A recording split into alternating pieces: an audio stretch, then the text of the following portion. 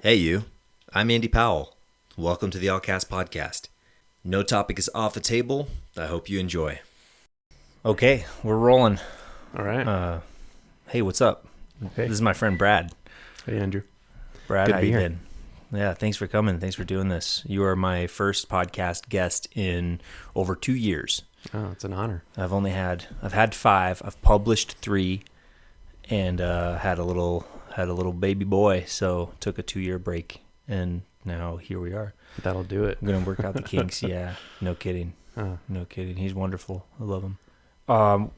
Let's start with the main area of focus, the thing that interests me the most about you. You were raised as a Mormon. Yes. Yeah.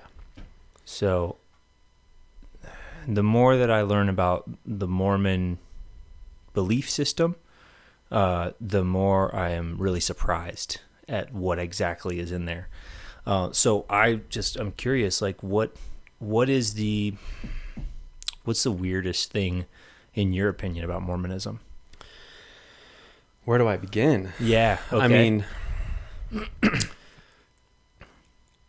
I'm a 6th generation Mormon, which means my ancestors go pretty much all the way back to the beginning. And even we're good friends with the founder. What? Yeah. Which is, there's a whole rich, fascinating history behind it all. And it's really a part of who you are. It's like embedded in your DNA by the time you're, 6 generations beyond. So Yeah. it is such an interesting part of American history. Interesting. And as far as what is weird about it, the whole thing is weird from the very beginning. Mm-hmm. Weird, and a lot of it's really beautiful, and a lot of it's really interesting, and it's a part of who I am. As much as I, even though I've moved on, it's been 17 years since I've moved on from it. It's still Shaped you. yeah, it's still embedded in me to a degree. Yeah. And in good and for good and for bad in a lot of ways. So Yeah. Yeah. One thing that the first thing that I think of when I think of Mormons is, wow, they're really, really, really nice people. I don't think I've met a Mormon who is unkind or inconsiderate. Most of them are very kind, at least in, at face value. Behind closed doors, I did have a friend in high school, a very dear friend, who her whole family was Mormon, and her father was abusive behind closed doors. I don't think physically, but very verbally abusive and emotionally abusive. So that's really my only exposure to Mormonism, other than 2 other things. I've seen the South Park, which is hilarious. That's for anybody who doesn't know anything about Mormonism. That episode of the South Park that talks about it is it's all true. it is Everything true. they say in there is true. It's definitely embellished, but it's factually true. Yeah. Factually true. Wow. Yeah.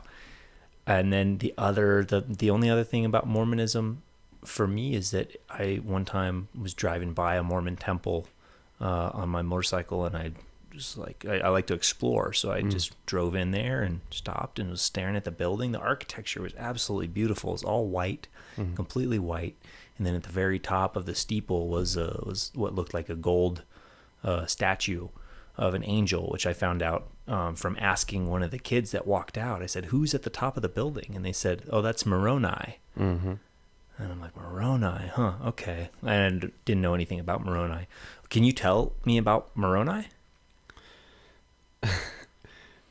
As best as I can, because it's been so long and out of mind for so long. But Yeah. Moroni was, I guess, I believe he was the final figure of the Book of Mormon, who kind of compiled who is said to have compiled all the writs and everything into a book of golden plates. Okay. And then buried them in the ground. Oh, okay. and then reappeared hundreds of years later as an angel to Joseph Smith as a young boy to deliver him the plates. Yeah, your great great great great grandpa's friend Joseph Smith. Is Yeah. that right? No, I'm just kidding. Okay, so this is the same. So he took all of the writings. You said writs. Ancient writs or writings, of the so-called prophets So pieces of the Book of Mormon scripture that he embedded on these tablets. Yeah. That Joseph Smith dug up. Yeah. As they say. Exactly. And they were all these, prophets that created these writings were said to have existed here in the Americas, pre-colonial era, way, up until 400 AD. So before anybody from Europe ever even came here, right? They're saying that this was where those prophets existed. Exactly. Yeah. Interesting. Yeah. And I do recall that Mormons believe, or well, I don't know about every individual Mormon. I don't know how well versed the average Mormon is in their own text. I don't know how hardcore they study that stuff, but I do know that in the belief system, it talks about how America is like the Holy Land or the chosen land.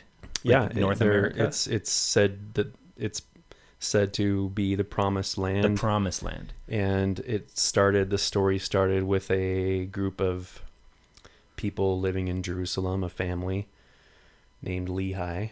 You might have heard of the Lehigh Valley, Utah. That's named after. And Lehi is a book in the Book of Mormon, It right? is not. That's the father of one of the main prophets named Nephi. And there's several books with that title. So Lehi was the father who had several sons and daughters and large family, and they fled from Jerusalem, built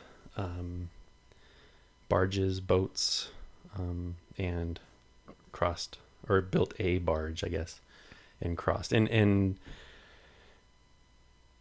just to be clear, like I said, it's been a long time since I've thought about these topics. So I'm probably butchering, any that's okay. I won't take it as gospel, if you know what I mean. Any active LDS person who, if comes across this, then there's probably some flaws in what I'm describing. So, but that's to the best of my remembrance. Cool. So. Well, I'll try not to write a curriculum based off of what you're saying then.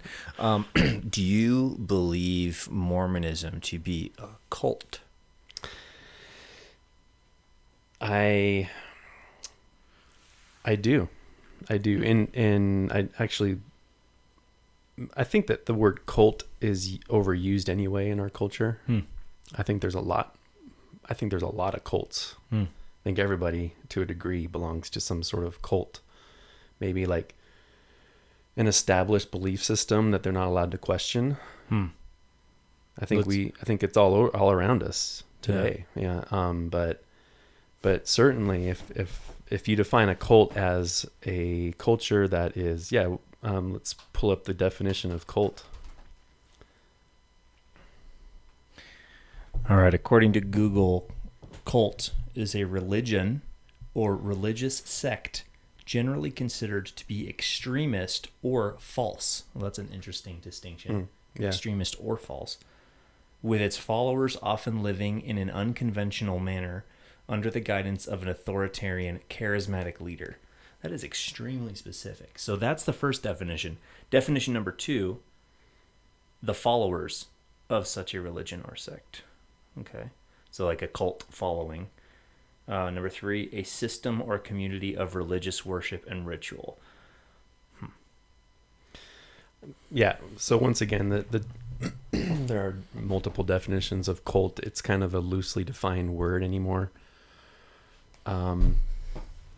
The fact is, at least at its founding, Mormonism was, I think, fit the definition of a cult. It had a charismatic leader, very charismatic, even to the point where he had multiple wives and had to find a way to justify that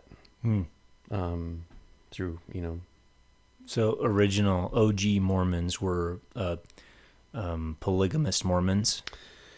Starting with its founder, yes. Okay. And Joseph Smith was the founder, right? He was the founder. He was Okay. the first polygamist. Okay. And this is actually a fact that I didn't know until I was in my 20s. It's not a fact that is commonly believed or accepted by the membership. So most Mormons don't really acknowledge or spread the information that Joseph Smith was indeed a polygamist. Correct. Yeah. Okay. It's common that Brigham Young, the second leader in succession, that he was a polygamist, and many beyond that were, but it's not commonly known, or at least it wasn't in the early 2000s up until then that he was. So Right on. So when I think of a cult, I think of some sort of belief system that is specifically untrue, that it's not the truth. It's a bastardization of the truth of, a higher power or God, if you want to, yeah. Yeah. Well, that's for every individual to determine, I guess, right? Yeah. I, for one, reached a point where I determined that was the case, that it was a bastardization of the truth. Yeah. A distraction from the truth, and was unhealthy for me. Yeah. And had to make that decision for myself. Maybe a counterfeit of the truth. Sure. Yeah. And I don't mean to undermine or disrespect family and friends. My whole family to this day remains actively LDS, and multiple dear friends that are, and I respect them and love them deeply and admire them. And like you said, they're some of the most amazing community members, neighbors, but I think that I realized that for me it was unhealthy, and I couldn't pursue that any longer. So yeah, they're incredible people, and I joke sometimes saying that if I was going to join a cult, it would be Mormonism, and because everybody's so nice. And one thing that's interesting is that I don't know if this is in their doctrine or anything like that, but I know that all Mormons, or I believe all Mormons, they have enough food and water and supplies to last them for a year. I don't know about if that's still a point of focus or enforced or encouraged now, but it was certainly from the 50s all up through until I left in the early 2000s. Definitely was a focus, and I know many who that's the case. So was it actually enforced? Not enforced, but just encouraged, just strongly encouraged. Recommend. Yeah. Okay. Yeah, recommended. It's a good one. So what about the underwear? What's going on with the undergarment story? Because I worked with a guy who had smelly undergarments, and he was a Mormon. Never asked him about it, but apparently it's a thing.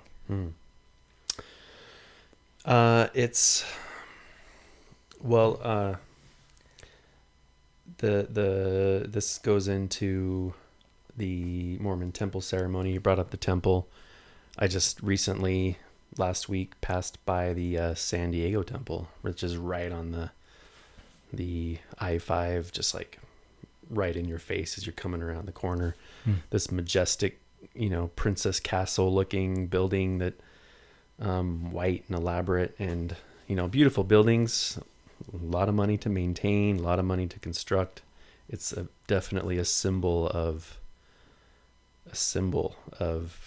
that they want to convey by especially placing it on places like the I-5 and beauty and success and allure and and it's emphasized as the house of the Lord. That is the Lord's house, and where revelation is received, and you're not allowed to enter the building unless you have been given permission by your local leadership. So if you're not a Mormon, you can't go in there. And if you are Mormon and you haven't been deemed worthy, you haven't paid 10% tithe, or if you've there's different scenarios where you wouldn't be permitted to enter, but then you're kind of given like a little card of entry that you're allowed to enter. Okay, so this is only for the temples. This isn't every Mormon structure, right? Because there's the Church of Jesus Christ of Latter-day Saints is what it's called. Yes. And there's a bunch of those little ones that if I wanted to go become a Mormon or sit in a Mormon church service, I could go into one of those buildings, yeah? Yeah, absolutely. But not the temple. Not the temple. That you have to be, an active member of the church and, like you were saying, pass the test. Yeah. Okay. Yeah, pass the test of worthiness. Okay. And so the temple ceremony is originally has Masonic roots. Freemasons, yes. Joseph Smith, the founder, was a 33rd degree Mason. And that's the highest Freemasonry level that you can achieve, is that right? It's not the highest, but it's definitely to a point of... It's up there. You've reached a point where you're kind of given advanced knowledge. From my understanding, I don't have any background or history in Freemasonry, and honestly, it kind of creeps me out to a degree. So, so the ceremony is heavily based in Freemasonry, and Joseph Smith claimed that it was a restoration of true principles of quote unquote priesthood that were passed down from King Solomon in his original temple. Yeah. And that it was, that those principles were lost or tainted or ruined over the years, degrading into what Freemasonry was in the 1800s, and he claimed that he was restoring it to the original ceremony that would have been held by people of the time of King Solomon. Wow, okay. So Freemasonry has a lot of... I have no experience with Freemasonry other than knowing a couple guys who were in it, but they have a heavy root in King Solomon and that time. Interesting. So in the Freemasonry ceremony, there's special clothing and ceremonial outfits that are worn, and the underwear is sort of a continuation of that beyond the temple. So that's like the everyday reminder of like oaths and promises that you make within the temple. Okay, so once you are a certain level of Mormon, then you can go into the temple, and then once you are able to go into the temple, you're allowed to be invited potentially to do a temple ceremony. And then do you get the garments, the undergarments, before the ceremony, or do you get them as a result of the ceremony? Both. Like, so you wear them during the ceremony with other actually, I take that back. You receive them prior to the ceremony, but during the ceremony you wear kind of more ceremonial clothing. And then once you're awarded, I guess, is it kind of an award or an achievement as a Mormon to be able to get these garments and wear them? It's definitely a step, and it's definitely the next tier you want to achieve. Like So it's an achievement. It's an indication of your level of devotion exactly to the faith. Absolutely. Interesting. Yeah. So then as a Mormon, if I achieve that level, am I wearing these garments every day out in the world when I go walk around? Yes. To consistently remind myself of oaths that I've taken and beliefs that I hold. Yes. Interesting. Okay. Yeah. Earlier, we were talking about, whether or not it's a cult and that it might be kind of a bastardization of the truth or a counterfeit of the truth. So what is the truth? I think that's every person's personal journey of discovery. It's one of the great mysteries or beauties of our life, of our lives, is that quest for truth. And every individual has to find it for themselves or come to terms with truths around them and accept them. My own personal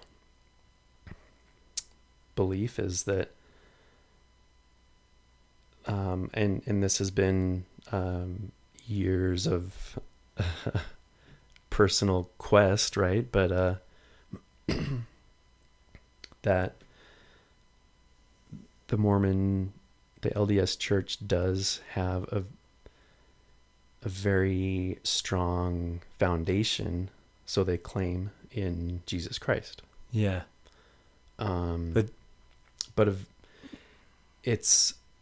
It's a whole different, almost a whole different persona.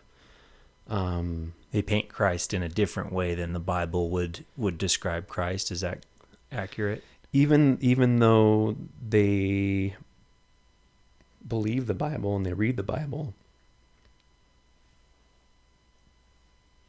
they interpret it very differently. In like the most key points. Okay. Most, so like the Gospels, those would be like the key points of the Bible. It's probably the Gospels, the birth, life, death, and resurrection of Jesus Christ being the key points of the Bible, maybe. Yeah, and I mean, and they believe that in a similar fashion, but when it comes to the nature of Christ and the meaning of his sacrifice, or the acceptance of Christ,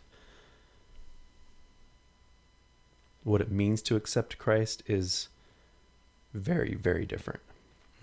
And it follows a pattern of, like you said, of that level of accomplishment. So obedience is key. Obedience to the spiritual hierarchy within the church? Essentially, yes, but they are said to speak for Christ. So the people in the Mormon church are said to speak for Christ? They are believed to be, modern day prophets that speak for Christ. And so by listening to them, you're listening to Christ. So similarly to Catholicism, where you have to talk to the priest in order to talk to God, you kind of have to go through an intermediary rather than having a personal relationship with God or Jesus yourself. Is that right? I wouldn't say it's in the same degree as like the Catholic Church, where the Father is said to be, or the Pope, correct me if I'm wrong, is said to be, he's the intermediary, right, between the people and Christ. The LDS do teach personal revelation, personal communication, like for yourself. But as far as what is right and wrong, what is like quote unquote doctrine of the church, if that doesn't come from the hierarchy of leadership, then it's not. Then it's to be considered false doctrine. Wow. So Yeah. Okay, so the hierarchy of the Mormon Church are writing the doctrine. Are they amending this doctrine as they go? Yeah. I think So instead of 5 wives, you can now have 7.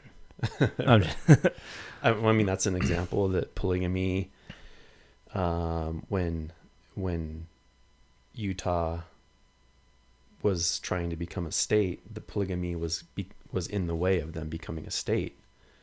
And then, not too long after that, then the revelation came about that polygamy had to be abolished. And so the revelation that Right. one of the prophets or a group of prophets in the church supposedly had now allows them to amend the doctrine of the church so that they can right. gain a different status. Yeah, and polygamy was continued to be practiced after that because... But it was no longer in the wasn't, doctrine. it wasn't considered doctrine. It wasn't... I don't think they allowed for new scenarios. And even a lot of people moved to Mexico at that point. Yeah. Yeah, so a big group of LDS polygamists, when they were not able to practice polygamy in Utah, then fled to northern Chihuahua and continued to practice there. So Okay. So what? When we're talking about a bastardization of the truth, you said, "What is the truth?" You said everybody has their own. That's kind of what your life journey is to determine what is the truth for you. Yeah. And maybe not everybody's pursuing that journey actively, but that's kind of the gist of it. It's up to the individual. So, do you believe that there is an overarching truth that applies to every living person or every living thing? I don't see how there could not be. I mean, we're all human. Yeah. We all have eyes and ears, and of course we're all unique. We all have our gifts and strengths, and how could we not exist? But then one person's existence is different than another person's. I absolutely believe in a universal truth. Okay, so there's individual truths and universal truths. And Well, I mean, there is universal truths, but when I say that it's a quest for everyone, I believe that no one can force anyone to believe the truth. Mm-hmm. Right? And there are truths in every culture, in every, I believe, positive thought, positive teachings, truths in every aspect of wisdom. every society. Wisdom, yes, pieces of wisdom, pieces of truths. Yeah.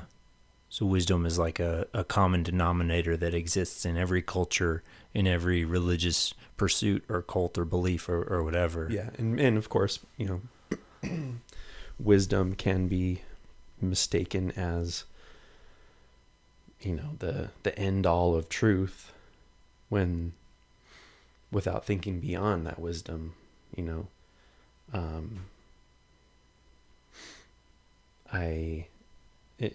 Buddhism, for example, there are a lot of beautiful tools. Tools is another word I would use in addition to wisdom. Beautiful tools that can be used to benefit one's life. Mm-hmm. But then what? Yeah. Yeah, like meditation practices as a tool, kind of thing. Okay. And as far as the wisdom, I think what you said about wisdom being the end all be all, Mm-hmm. that is kind of a goal in a sense in some beliefs, where once you have attained wisdom or enlightenment, depends on what belief and who the individual is defining each of those words. But looking past the wisdom really is like, if you're going bowling and the person comes by and pulls up the little bumper guard so you don't go in the gutter. Yeah. That's wisdom. Wisdom keeps you out of the gutter. So it keeps you like on track, on that path, seeking truth. It's a great analogy. Wisdom, thank you. Wisdom is not the end of the truth. It's just kind of a guide light to keep you pursuing that truth. I love that analogy. Cool. Yeah, because beyond wisdom, what's the goal? What is the end all? What is the truth with a capital T? Yeah. And It's a great question. everyone is, I mean, that's our quest. Mm-hmm. So another, let's call it a common denominator. Another common denominator among human beings is love. And that's something that it is compels people to act, compels people to make decisions in a certain direction based on love. This thing that they cannot really explain, but they know is there and they feel it. And sometimes it can be confused with other things, like lust, if you don't know the distinction, or attraction. Different types of attraction, they kind of rub shoulder to shoulder with love. And, there's different types of love. Like you have the Greek words, I think there's 7 of them. There's one that's like a brotherly love. And then there's one that's like a romantic, erotic love. So there's just different words for it. But in English, we only have the one word. I think that's folly. I think we need to adopt the additional words for love, because you say I love you to a person, that carries a lot of potentially different connotations. Absolutely. That could be received by that person you're talking to. Absolutely. So I think it's really important to be very specific when you're talking about love, but that's a common denominator among human beings that I would say is a truth. Love is a truth. And when you say love, you mean pure, unconditional love. Yeah. Yeah. It's one of those things that's hard to describe, because any description of that thing is going to have its own connotations. So I'll say it a few different ways. So it's the love that holds everything together. It's the love that binds us to this life. It's the life force flowing through us is love, unconditional. And I believe in the Bible it says God is love. Some people spin that around and say love is God. And maybe they're interchangeable. I don't know.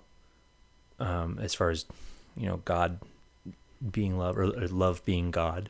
But at the end of the day, if you're saying love is God, which form of love? Is it the one that is the connective tissue of existence itself? Or is it a personified entity that knows us? Is it the same? Are those two things the same? Yeah. I don't know. I see it as God is the source of the most pure love that is imaginable. Yeah. And in that sense, God is love. Yeah. And any love that is any pure love can only come from God. So. Yeah. Yeah. Anything else is a counterfeit. Yeah. Like heroin is a good example. People love heroin and it consumes them completely. They're willing to do anything to get that thing again. And once again, that's a completely different definition of the word love. So. I wouldn't call it love. I guess I'm more associating what people experience when they use heroin. I've never used heroin, but what I understand of it is that it's the the most blissful substance that you can use or experience. I don't know, maybe I'm out of my wheelhouse here talking about comparing it to heroin, but that's one thing that I see is it drives people and they can't not have it. That was probably a really poor comparison, but anyway. So there's overarching truths, there's common denominator truths like wisdom and different tools and love for your family. So let's go back to this Mormon temple ceremony. Can you tell me more about that? What's going on in these places? What are they doing in these buildings? I wouldn't say it's not all that exciting. It's not that mysterious. It's the unknown that drives me to ask. Yeah. Well, kind of once again, just out of respect for for people who are still embedded in that mindset. It's basically just a recreation or a reproduction of the creation story. It used to be acted out by actual actors. And now it's basically like a movie on a screen, and you sit through this movie and you stand up and swear certain oaths and make certain symbols. Once again, very based in Freemasonry. Those symbols are, and those are supposed to be the tokens and signs that you would demonstrate to God, the Father, upon entering his kingdom. Yeah. And so you first time you go, it's for you as an individual to learn those elements, and then every time you go thereafter, it's said that you are doing it in behalf of, you're receiving that ceremony in behalf of somebody who had passed on before, and so you're doing it for the dead. They do a lot of work for the deceased. So they're giving you the gang sign key code to get into heaven. That's a pretty good summary. Yeah. Okay. Yeah. So it literally like hand shapes or mudras or whatever. Handshakes, hand gestures, and these verbal promises, promises, oaths, and are these oaths in English? Is it? Yeah, okay, or in any language that whatever language you're going through. Yeah, Wow. Yeah. And then you go through you do the ceremony. You kind of go through this process where you sort of do this mock entry into heaven, and you stand at these white curtains that are said to be the quote unquote veil passing from life to death, and kind of ceremonial of then you demonstrate the knowledge of those elements, and then you're allowed into heaven basically. And they call this massive room they refer to as the celestial room, and it's full of chandeliers and beautiful ornate architecture, and you go there and meditate or sit in quiet or pray and leave when you leave. So that's beautiful. And that's kind of the conclusion of the ceremony. Yeah. At what point do they bless your genitals? That's a thing, right? Yeah, that is. Yeah. Do they actually touch your genitals? They do not. No. They don't touch you. No, and that's actually. Do they make you take your clothes off? Yes and no. You have what's called a shield, which is basically a poncho. Okay, so like a hospital gown kind of a thing. Yeah, kind of like a white poncho hospital gown, and this is all previous to going through this ceremony of handshakes and gestures. Oh, okay. So at the beginning, they call this the anointing, and you are touch you with oil and water, and so they're anointing you. Yeah, is what they're doing, yeah. And they're anointing you with oils, which is something that is biblical. Yeah, and yeah. What do you know? What kinds of oils, or does it? It doesn't really matter. It's olive oil. It's olive oil. Okay. They refer to as consecrated olive oil. Okay, and like blessed oil. Yeah. Okay. So then, when they touch you on your forehead. So they're not just blessing your genitals; they're blessing your entire body. Is what they're doing. Yeah, I mean it's like they touch different parts of your body, the crown of your head, your forehead, your back, and it's all and kind of blessing parts of you. I think the closest they get to your genitals is they touch kind of your hip area, and they kind of bless the fruit of your loin, I guess, if I can remember correctly. And that's the idea, as part of, what I see from Mormonism is that they are fruitful and multiply, right? Yeah. So Yeah. that's probably, is that why? It's Do you very know? important. Yeah, absolutely. They're blessing the genitals so that you can, Yeah. have a lot of offspring. Yeah. Yeah. Wow. Okay. I guess. Fascinating. Yeah, I think so. That makes sense. Yeah. Fascinating. So who do you pray to, or do you pray? Yes, absolutely. In the temple or outside the temple in general? Let's start with in general. So if I'm just a regular guy and I want to become a Mormon, I go to the Mormon church. I like it. I go, 3 weeks in a row. Who are they going to tell me to start praying to? Yeah, I guess this would be one of the beliefs that are fundamentally very different than kind of mainstream Christianity. They believe that God the Father and God the Son are two physically different entities. Does it designate whether or not they're spiritually the same entity? That they are one in purpose. Okay. In that sense, spiritually, like on the same wavelength, I guess, if that makes sense. That makes sense. I understand that. Yeah, and so when they pray, it's to God the Father, and in the name of the Son, Jesus Christ. Okay, so they do use the name of Jesus Christ in their prayer? Correct, yeah. Huh, interesting. Yeah. But they don't believe that Jesus Christ is the Savior who brought us salvation.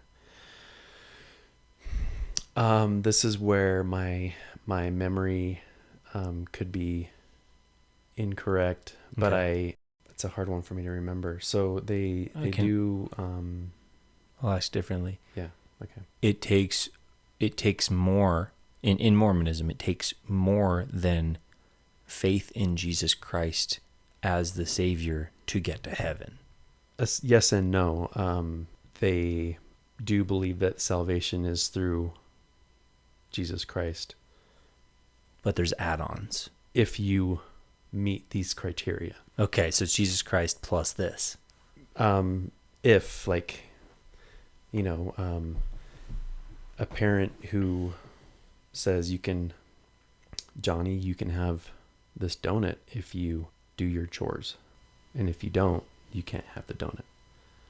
But it's here for you and ready here for you. But if you don't meet X, Y, and Z, it's not available to you. Okay, so you have to do stuff or works in order to get to heaven. Absolutely. Yeah. Okay. Yeah. So that's the gist of it. The more good stuff you do, the more likely you are to get to heaven, or the higher rank in heaven you get to. Yes. Okay. So whereas what I know of Christianity, it teaches that the grace and the salvation of Jesus Christ is a gift that is already existing in us, and we don't have to do anything except receive it. Exactly. Yeah. And that's the main distinction. You have to do stuff to get to heaven in Mormonism, and in Christianity, the gift is already here for us. Correct. And that, I would say, is the primary difference between Mormonism and all other. And I mean, it's also in other forms of Christianity. Catholicism similarly has requirements, if I understand correctly. But yes, that is the fundamental difference between Mormonism and mainstream Christianity. Okay. So you boil it all down, take everything else out. The difference is, in order to get to heaven in Mormonism, you have to do stuff to appease or to, whatever. And then in Christianity, you don't have to do like good works. Correct. Although in Christianity, if you are, if you receive that blessing and that gift of grace, then it will lead you to do good works anyway. Right. But I will say that definition of grace, salvation by grace, is very difficult for a lifelong Mormon to understand and comprehend. Yeah, because they've been built to believe that you have to jump through this hoop, you have to climb this rung and that rung of the ladder in order to, get the donut. And and to them, they see, like, what? You can do all this stuff and you're still... my post-Mormon experience shortly after I delved into mainstream Christianity for a while, and I just wasn't able to comprehend that. Hmm.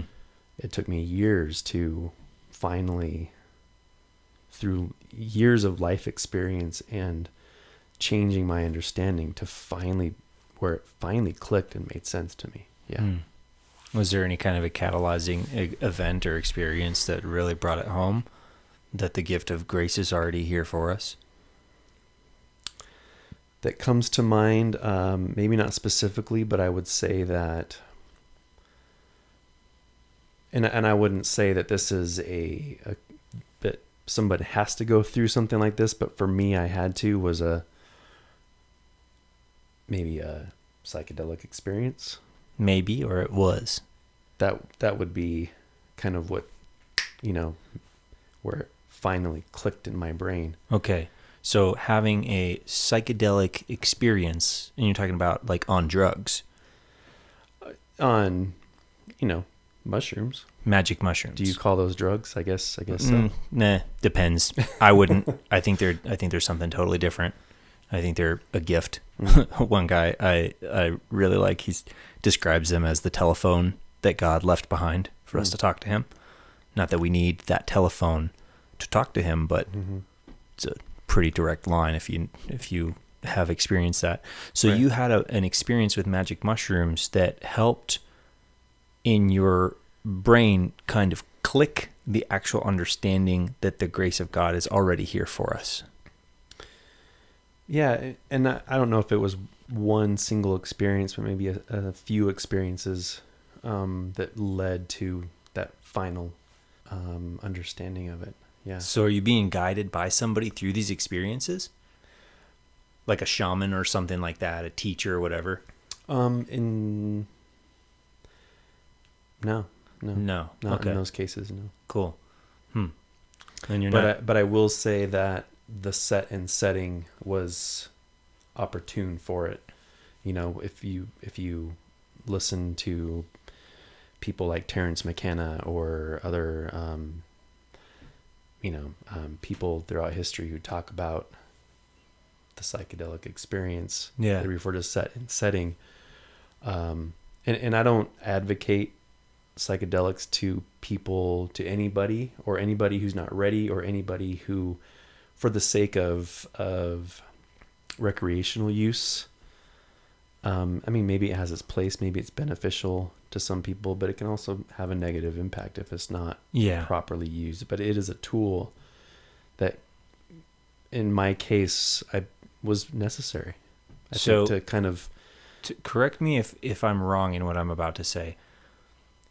An experience or multiple experiences on magic mushrooms brought you out of Mormonism into the truth of what Jesus Christ taught. That's yes and no. By the time I got to that point of experiencing magic mushrooms, I was well beyond having departed from Mormonism. Okay, so it didn't. So that was it wasn't like a flipping a switch. Right, necessarily. That was later in my journey. Okay. In my my quest for truth and understanding. That was later on, far later on. Yeah, I was to the point where I had healed from my departure of Mormonism, and this is, you said it was over like 15 years or something like that. Probably 12 to 15 years. Okay. Of the healing process and the search elsewhere. Yeah. Wow. Okay. That's incredible. So I can't like stop saying it. So the mushrooms brought it home in a sense. Yeah. So to go to delve deeper into that experience, my post-Mormon experience, I was very scarred, and that's a pretty painful experience to go through. Yeah. To come to terms after the realization that your lifelong belief system, that you couldn't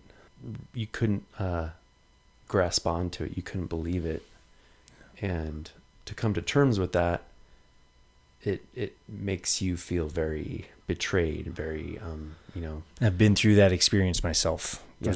I was raised strictly as a non-denominational Christian, and when I walked away from that, it was like having the way that you experienced life and existence to be as certain got completely turned upside down, like the rug you're standing on got yanked out from under you, and now you're trying to figure out which way is up. Yeah. So I know what you mean. Yeah. Where and I don't know if you got to this point, but where you are in kind of a complete dark abyss, and everything that you've been taught in your life has no validation, holds nothing, and you have to piece everything in your reality together. Who you are, what is your what you live for, what you believe. Yeah, which way is up, which way is down, like everything. It's just a complete rebuilding of your worldview. I think it was more of a slow approach to that type of abyss, rather than a being like thrown into it. It was like, oh, well, this doesn't make sense. Okay, well, I can't explain this. Oh, well, if this is true, then that's not, or somebody's not telling the truth here. So it sent me down that pursuit of truth through belief systems or through other, concepts of God or spirit, or, this whole existence. And that actually was like a 13-year path for me. Was going through, a lot of different stuff, through psychedelics, through yoga, through, the culture associated with yoga, things like that. And that's now I'm like, no, get me away. Yoga is an incredible tool. I'm not denouncing yoga by any means. I think yoga is a tool that we have been given as human beings as a preventive maintenance procedure on our body. This is like the oil changes and the tire rotations for our body. I think we need that type of thing, because it not only addresses the body, but it addresses how our spirit rests within our body. And I agree. Yeah. I think that it can align those things. They talk about alignment all the time in yoga. I think it can actually, really align that, because the better and healthier and more aligned that your body is, the better you can, process information and move. Yeah, and it's a shame that in Christian, it's less the case in now, but 20, 30 years ago in Western culture, it wasn't. Maybe in the general Christian churches, maybe yoga was frowned upon, or it wasn't as appreciated. It's a shame that a tool that we couldn't utilize, a tool even though it came from a different culture, an Eastern religion. That's where I say that there are truths in different everywhere in different cultures, and it's a beautiful thing to explore and to grasp onto these nuggets of truth and beauty, and that are tools that we can use to better our lives. Walking around. Once again, those are the gutterers of the bowling, the lane, right? These are tools, the gutter guards, just like the wisdom, right? The tool that gets us to the end, but then what is that end?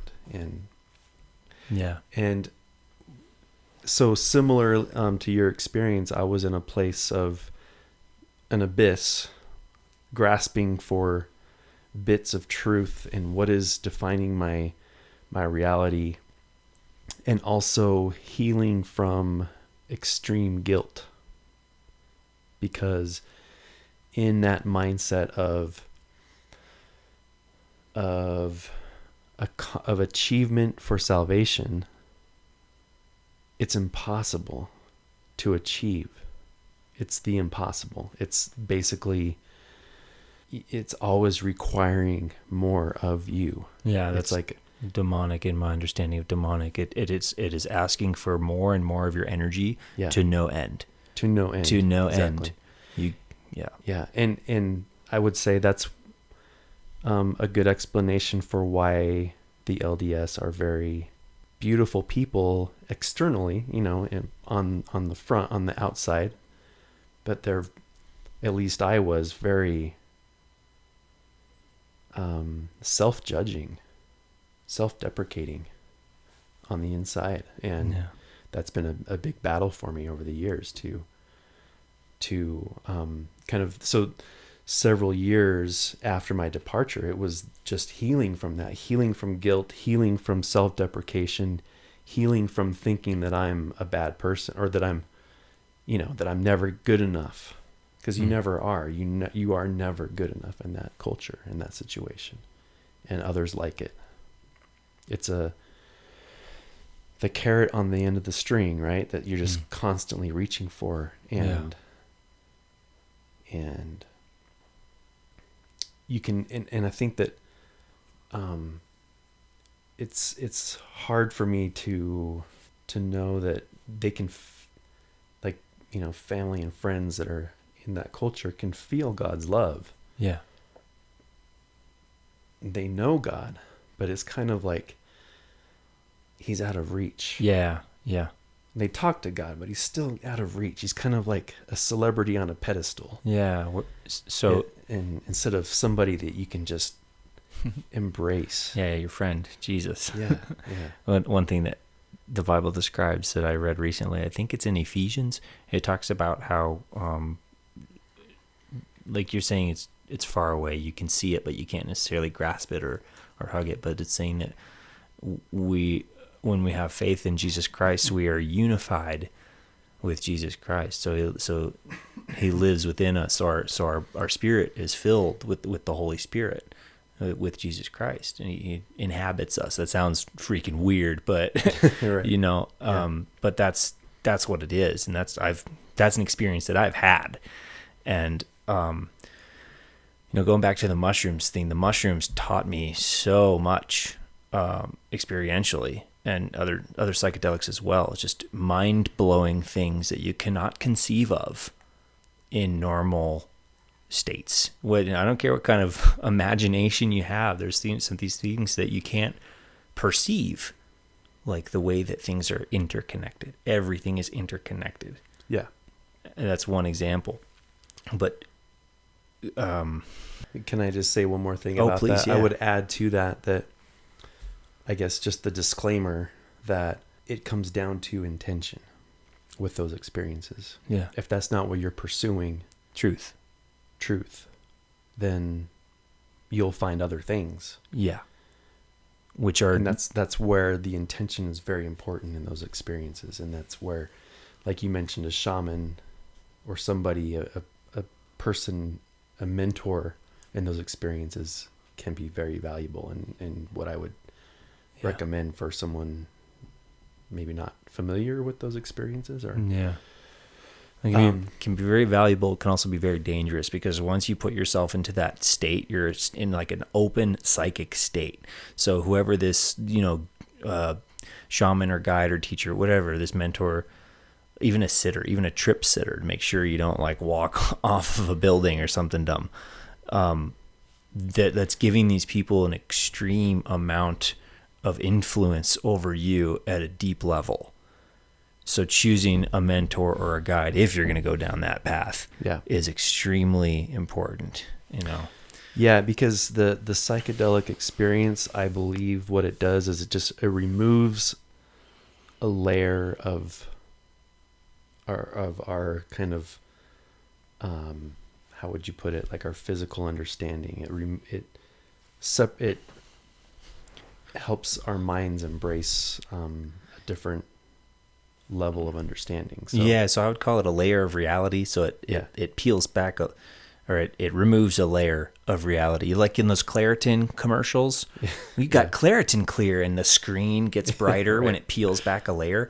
That's like what's happening. You can see more of what's already there. Yeah. And so if you're pursuing greater understanding, a greater connection with the source of light and love and virtue, which I believe is God, if you are pursuing that, you're more likely to have an experience where you will find that. But if your intention is different, then you might encounter other things or other understandings. Yeah. So if the psychedelic experience that you had, or the multiple psychedelic experience you had, kind of solidified that thing that we were talking about earlier, what is the thing that solidified for you? Initially, my first, I wouldn't say it's my first psychedelic experience, but my first experience that I pursued intention. I was listening to a lot of Terrence McKenna at the time. Far out. I don't know if you've heard of him refer to the, what does he call it? The hero's dose. Oh yeah. Heroic dose. Yeah. Heroic dose. Yeah. 5 grams of mushrooms in silent darkness. In silent darkness by myself. You did that? That's what I was doing. That's what I That did. was your first time? It wasn't my first time. It was my first time with the intention of pursuing greater understanding. Whoa. 5 grams. Okay, I haven't done that. That's... I don't know if it was... I don't know if I knew how to measure or right, anything, okay. But it was a substantial, powerful... It's a heroic dose. Yeah, it was powerful. So what is the thing that clicked during that experience? That was my first realization, because just to paint a picture, up until that point during my healing of Mormonism and kind of coming to terms with my reality and building my worldview, I spent years in a place of disbelief of anything, of skepticism of everything, of kind of living for nothing, but just kind of getting by and living by the day, basically. So that experience was the first experience where I felt the most profound love that I had ever felt in my entire life. And a sense of other entities that were like supporting me and cheering me on and just loving me. Like, wow. Like I couldn't compare it to anything else. Wow. And that was my first realization that there is more to just our physical reality, that I had to embrace the idea that our physical experience is not the end. So this love was a deeply spiritual love in nature? Yeah. Did this feeling of profound love help to dissolve the idea that Mormonism taught you that God is out of reach? It taught me that, here I had departed from my childhood belief system. I was completely, by the standards of what I grew up, I was a complete sinner that should be cast into the depths of hell, because I had dropped everything that I was taught. So I lived for years trying to recover from that sense of recover. I mean, I didn't believe that was the case, but I was still recovering from that guilt and shame, to a point where I just was I'll just enjoy life and live for the moment. But when I felt that experience, it was, you are loved for who you are, just being who you are. Yeah. You are loved. Yeah. No ifs, ands, or buts, nothing, no strings attached, nothing. Just come feel my love and just enjoy it. these, whoever these entities are, I felt love from them as well. Like, it's just, in that experience, I was so full of gratitude. Like, I couldn't stop saying thank you, thank you. That's beautiful. What do you believe about Jesus Christ? Well, I believe he is the physical form of God. Honestly, I'm still piecing that together, that understanding. That is what I can almost visualize. Like, I mean, he was the greatest teacher of all time, the greatest healer of all time. These writings exist because they can't be, no one could have made those up and have it persist through time. But like, so in my mind, I always like to think about things from like an outsider's perspective, or like where I was 10 years ago. If I was talking to myself 10 years ago. Oh. Okay. In my abyss of disbelief and post-Mormon. Yeah. Even if, let's remove the resurrection, the idea of a resurrection, the idea of the virgin birth. Like, let's just say that Jesus, Yeshua, was just a man living in Jerusalem, okay? In his early 30s, okay? Everything that he taught was so poignant to that time, where the culture all around him was basically, you had the Romans, you had these ancient Jewish, I don't know if you would call them, you had the Pharisees, Sadducees, just different spiritual leaders of the time. Yeah, and between all of that going on, it was very much like, almost like the culture that I was raised in. Yeah. Of you must do this and you have to do this and must achieve this. And he was a complete renegade. Yeah. He was such a badass. Yeah. Yeah, because he took all those concepts and snuffed them out with just a few words of truth. Right. And these things that he said were so outrageous. Yeah. Unprecedented for that time. Unprecedented. Like, where did this guy come from? Yeah.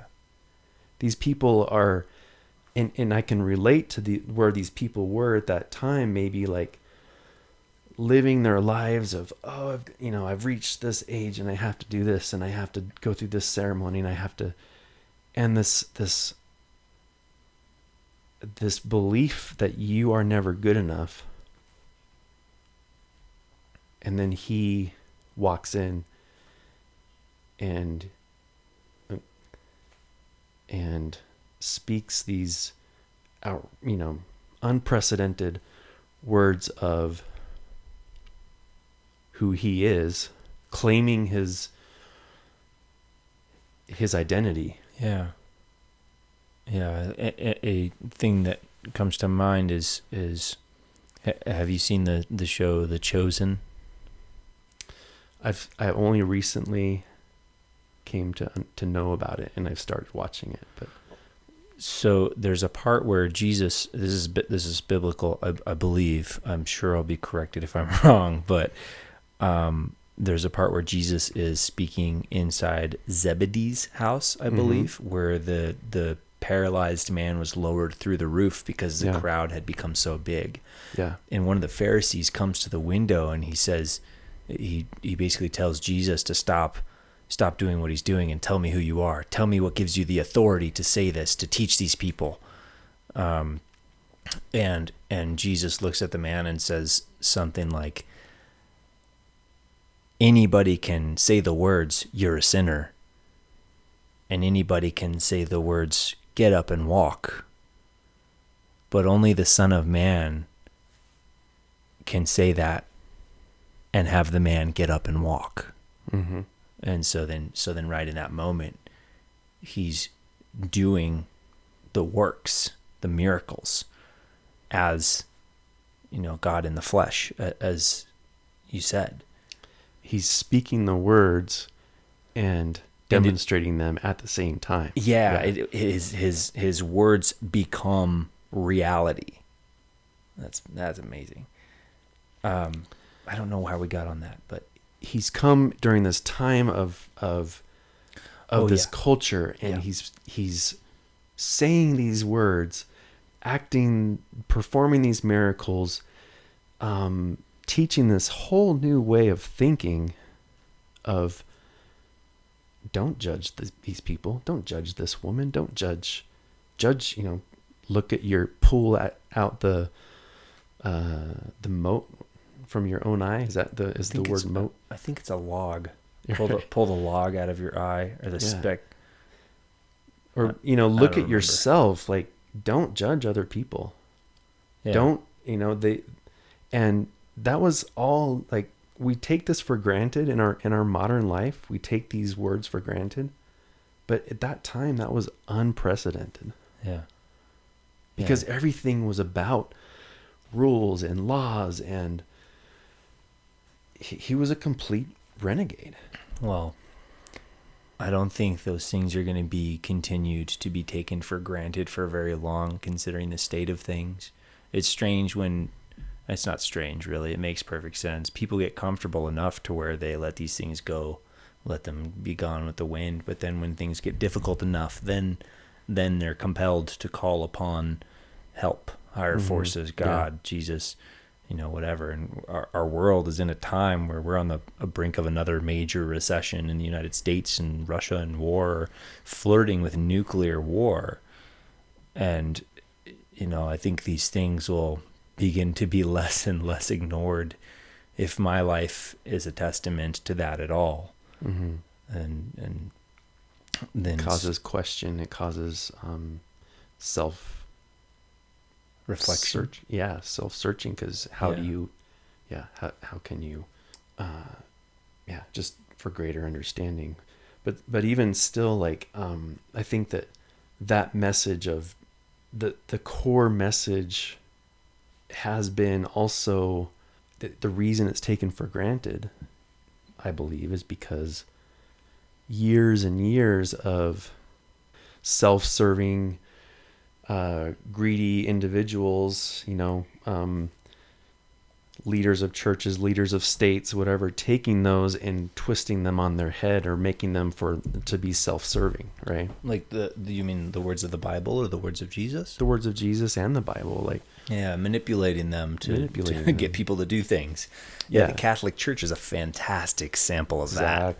Exactly. But at the same time, we have to have a lot of gratitude for that system, because that system, the Catholicism, basically legislating people to learn to read, and to read. It was so that people could read the Bible. Mm. That's why most people can read today, is because that's why it's a part of our system, is because the Catholic Church brought it to the people, which is incredible.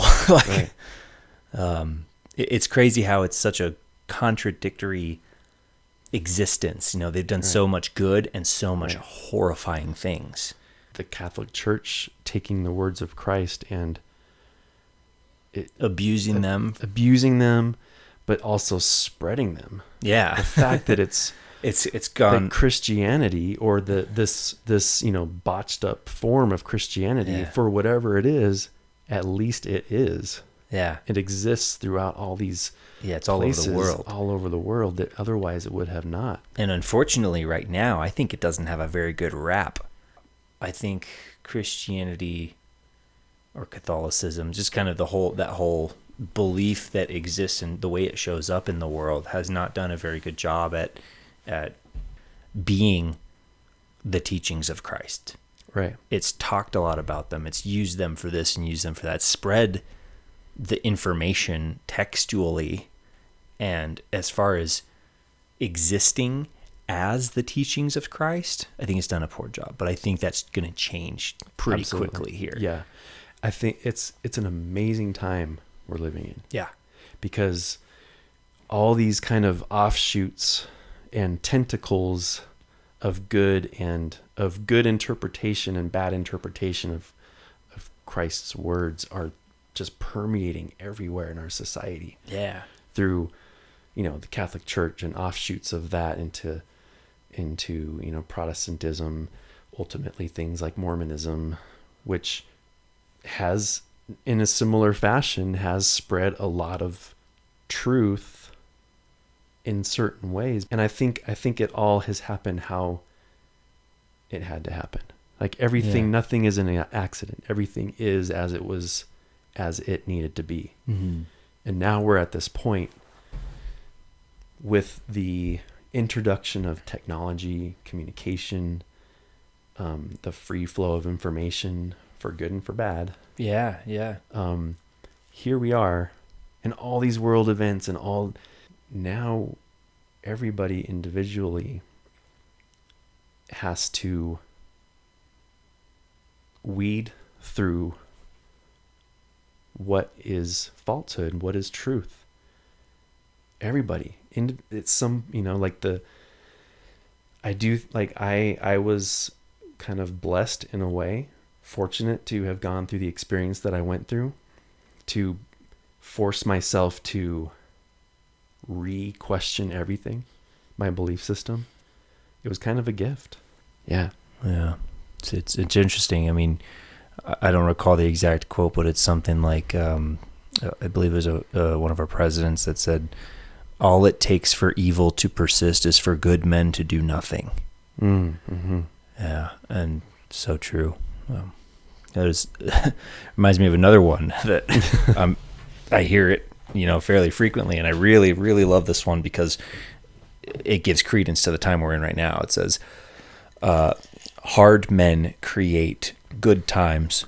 Mm-hmm. Good times create soft men. Mm-hmm. Soft men create hard times. Yeah. And we're on that like fine line, that boundary line of crossing over from, good times to soft men to hard times.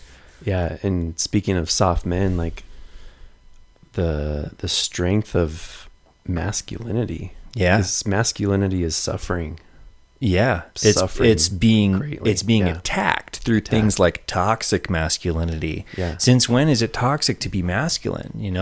Well, and to be fair, there has been a lot of toxic masculinity due to the lack of fatherhood, right? Of God. Yeah. And, people having a relationship with God. The Father. Yeah. Yeah. It's the Father's heart that lacks in the world. Because once you understand God's love, that just makes you more powerful and more, that increases your masculine, in my personal experience. Yeah. I believe that increases like true, it grounds you masculinity of power and strength. It grounds you in who you are so that you now know what action to take if you have a good relationship with God. Yeah. And the toxic masculinity thing is an attack on on exactly that, on men. And people are, now I see that people are afraid to be themselves as a man, or they're afraid to, express their manliness. Yeah. Because they're afraid of attack, and it's really unfortunate, but that stuff has to change too. This is the place, this is the meeting place where we decide, okay, it's time to draw the line. It's time to stop allowing these things to persist against the masculine, because we need strong men. We need strong men in order to maintain a good, healthy society. Yeah. And we need good, strong women too. I think that, and absolutely, and the evil in the world is an attack on both, masculinity and femininity, like the beautiful femininity, the beautiful masculinity that is like pure, right? But I don't, this is a theory maybe, but,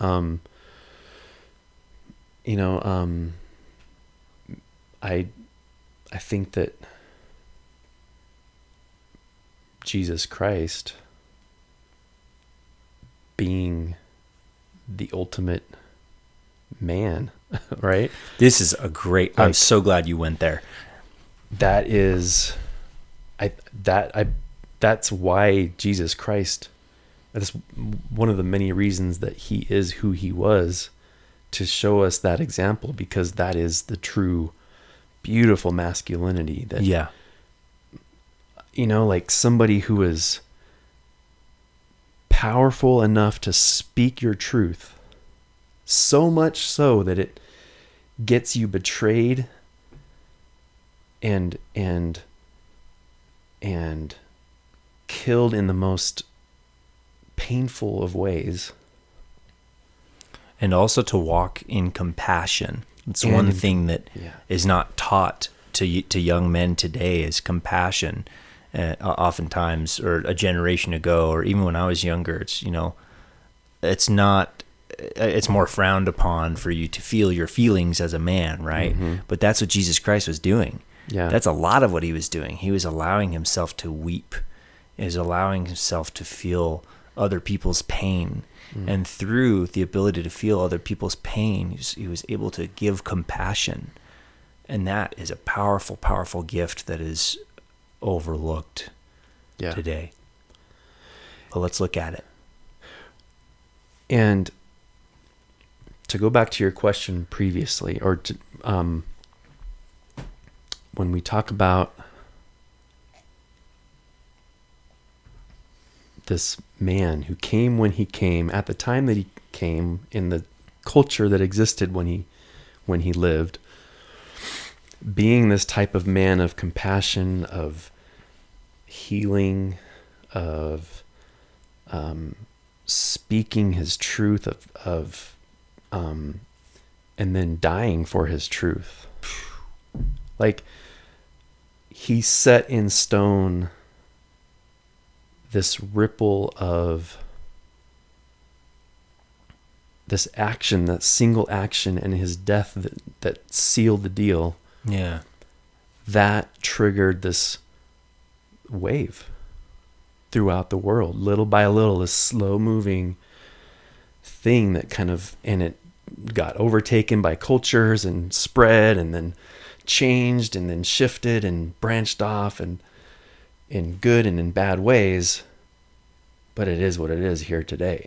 And through time as well. Yeah. And nothing can stop it.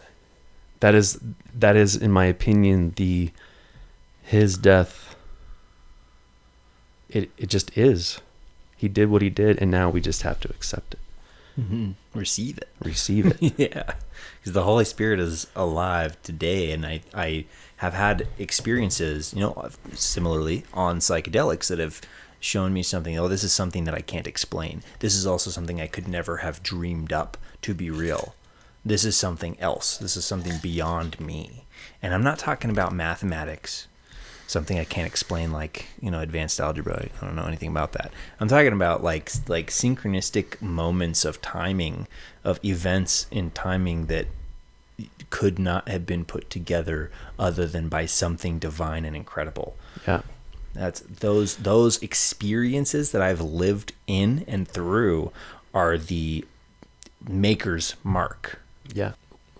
What I would say to my 10-year-old self, or my 10-year previous self, just taking the life and death of Jesus alone is so monumental in... Without the resurrection? Right. Just the life and death. The life and death, right? And you see that what he did triggered all this massive everything to what we have today, to what we have to weed through and find the truth and accept it and embrace it, then you add to that the idea of a resurrection, the idea of a virgin birth, the idea of prophets predicting his existence. That pill gets bigger and bigger for me to swallow sometimes. Right. So if I boil it down to just Jesus in his life and death and dying for something so profound that he believed in, which was love for your fellow man and compassion for human beings, not only is he asking us to live that way so boldly that it might get you killed for the sake of loving people. Yeah. And also our current, the pressure in the world is also asking us to live that way because, we're literally on the brink of nuclear war. Mm-hmm. There's one treaty among many treaties between Russia and the United States that still stands to prevent nuclear war. There used to be more, but those have been, done away with for whatever reason. I'm not too well versed on that, but I know that much. But being on the brink of nuclear war, if we need anything now, it's love for our fellow man. Right. And understanding and compassion and acceptance for the walk that they're walking. And never before in history have we ever been in a situation where we're so divided on so many levels. Yeah. Right? Divided by race, divided by religion, divided by nationality, divided by gender, divided by gender pronouns, whatever. Yeah.